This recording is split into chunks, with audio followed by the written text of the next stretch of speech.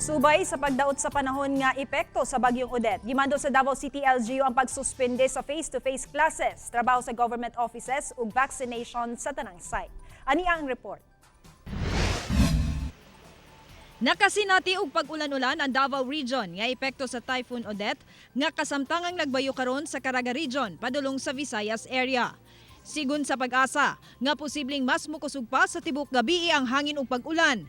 Busa, hugot nga gialerto ang tanang namuyo daplin sa sapa, dagat ug landslide prone area.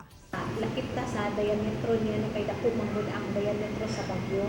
So magbantay hapon kita sa labi na atong mga nagpuyo sa daplin, sa kasubaan at kasapaan, nagpuyo sa ubos na dapit, magbantay kita sa sa pagbaha o magbantay ko sa pagdahili sa yuta, labi na atong nagpuyo sa daplin sa kabukiran.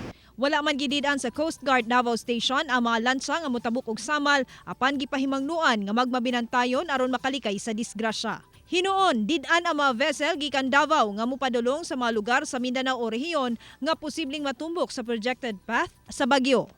Subay niini, ang Davao City LGU nagpagula sa Proclamation No. 5 Series of 2021 nga mao ang pagsuspende sa face-to-face classes sa public ug private schools, pagkansela sa trabaho sa government offices ug operasyon sa mga vaccination hub.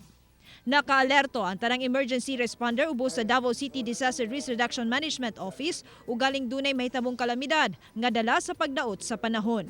As of now, wala pa tayo na-receive nga mga street floodings or pagsaka no sa water level sa ato ang mga river channels. Sa pagkakaroon ang ato makasapaan isa naapa sa normal level ang level sa tubig.